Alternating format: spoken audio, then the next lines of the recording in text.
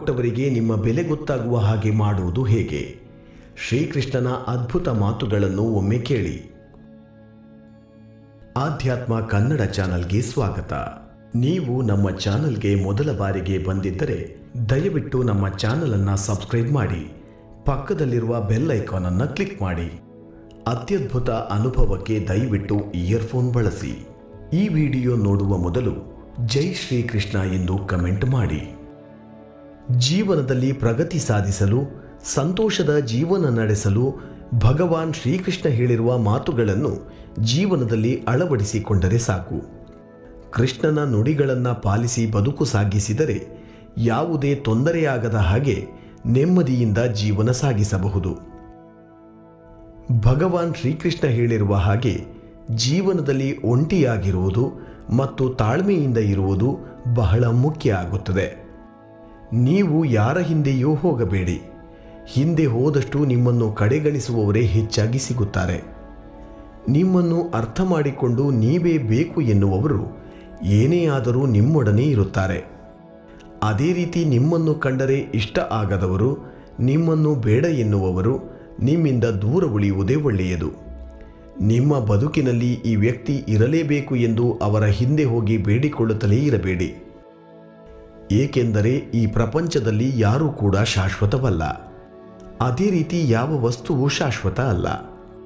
ಅಸಾಧ್ಯ ಎಂದುಕೊಳ್ಳುವ ಶತ್ರು, ಅಪಾಯ ಇರಬಹುದು ಎಂದುಕೊಳ್ಳುವ ಆಟ, ನನ್ನಿಂದ ಇದು ಸಾಧ್ಯ ಆಗುತ್ತದೆ ಎನ್ನುವಂತಹ ಭರವಸೆ ಜೀವನದಲ್ಲಿ ಸರಮಾಲೆಯಾಗುವಂತಹ ಸವಾಲುಗಳು. ನಿಮಗೆ ಯಶಸ್ಸು ಸಿಗುವುದು ಇವುಗಳಿಂದ. ಮನುಷ್ಯರಷ್ಟೇ ಅಲ್ಲ, ಭಗವಾನ್ ಶ್ರೀಕೃಷ್ಣನಲ್ಲೂ ನೋವುಗಳಿದ್ದವು. ಆದರೆ ಕರ್ತವ್ಯಗಳ ಎದುರು ಆ ನೋವುಗಳು ನೆಲೆ ಕಾಣಲಿಲ್ಲ. ಈ ಬದುಕಿನಲ್ಲಿ ನಂಬಿಕೆಗೆ ಅರ್ಹರಾಗುವ ವ್ಯಕ್ತಿಗಳು ಸಿಗುವುದು ಬಹಳ ಕಡಿಮೆ.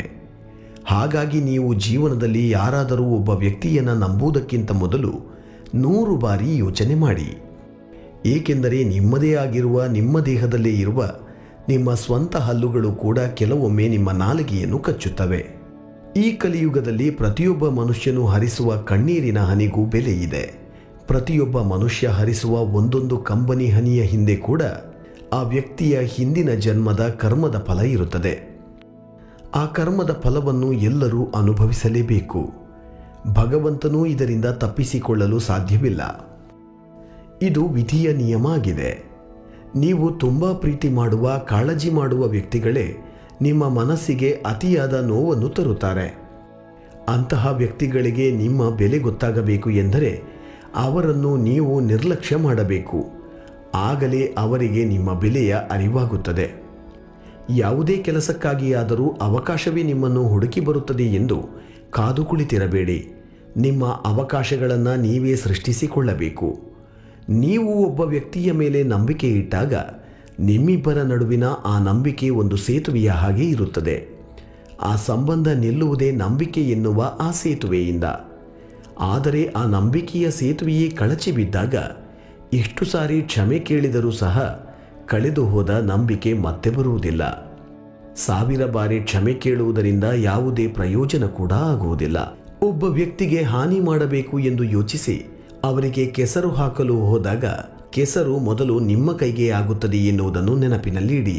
ಅದೇ ರೀತಿ ಒಬ್ಬ ವ್ಯಕ್ತಿಗೆ ಒಳ್ಳೆಯದನ್ನು ಮಾಡಲು ಹೊರಟು ಅವರಿಗೆ ಗಂಧ ಹಚ್ಚಲು ಹೋದಾಗ ನಿಮ್ಮ ಕೈಗೆ ಮೊದಲು ಗಂಧವಾಗುತ್ತದೆ. ಒಬ್ಬ ವ್ಯಕ್ತಿಗೆ ನೀವು ಏನು ಮಾಡಬೇಕು ಎನ್ನುವುದನ್ನು ಯೋಚನೆ ಮಾಡಿ ಆಯ್ಕೆ ಮಾಡಿ. ಜೀವನದಲ್ಲಿ ನೀವು ಆಸೆ ಪಟ್ಟ ದೊಡ್ಡ ದೊಡ್ಡ ವಸ್ತುಗಳು ಸಿಕ್ಕಿವೆ ಎಂದು ಮೊದಲಿಗೆ ನಿಮ್ಮ ಜೊತೆಗಿದ್ದ ಆ ಪುಟ್ಟ ವಸ್ತುಗಳನ್ನು ಮರೆತು ಬಿಡಬೇಡಿ. ಏಕೆಂದರೆ ಪ್ರಪಂಚದಲ್ಲಿ ಎಲ್ಲ ವಸ್ತುಗಳಿಗೂ ಅದರದೇ ಆದ ಪ್ರಾಮುಖ್ಯತೆ ಇದೆ. ಒಂದು ಸೂಜಿ ಮಾಡುವ ಕೆಲಸಗಳನ್ನು ಒಂದು ಖಡ್ಗ ಮಾಡಲು ಸಾಧ್ಯ ಆಗುವುದಿಲ್ಲ. ನಿಮ್ಮ ಬಳಿ ವಿದ್ಯೆ ಇಲ್ಲದೇ ಇದ್ದರೆ ಜ್ಞಾನವೂ ಇರುವುದಿಲ್ಲವೇ? ನಿಮ್ಮ ಬಳಿ ಹಣ ಇಲ್ಲದೇ ಇರಬಹುದು, ನೀವು ಶ್ರಮ ಪಡುವುದಿಲ್ಲವೇ? ನಿಮ್ಮ ಬಳಿ ಹಣ ಇಲ್ಲದೇ ಇರಬಹುದು, ಆದರೆ ನಿಮ್ಮ ಬಳಿ ಧರ್ಮ ಇಲ್ಲವೇ?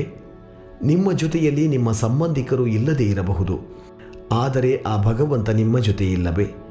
ನೀವು ಸಾಧನೆ ಮಾಡುವ ಕಾರ್ಯಕ್ಕೆ ಮನಸ್ಸನ್ನು ಸಿದ್ಧಗೊಳಿಸಲು ಇಷ್ಟು ನಂಬಿಕೆ, ಅರ್ಹತೆ ಸಾಕಾಗುವುದಿಲ್ಲವೇ?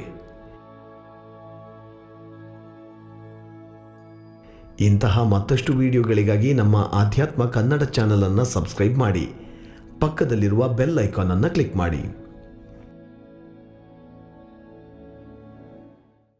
ಇಂತಹ ಮತ್ತಷ್ಟು ವಿಡಿಯೋಗಳಿಗಾಗಿ ನಮ್ಮ ಆಧ್ಯಾತ್ಮ ಕನ್ನಡ ಚಾನಲನ್ನು ಸಬ್ಸ್ಕ್ರೈಬ್ ಮಾಡಿ, ಪಕ್ಕದಲ್ಲಿರುವ ಬೆಲ್ ಐಕಾನ್ ಅನ್ನು ಕ್ಲಿಕ್ ಮಾಡಿ.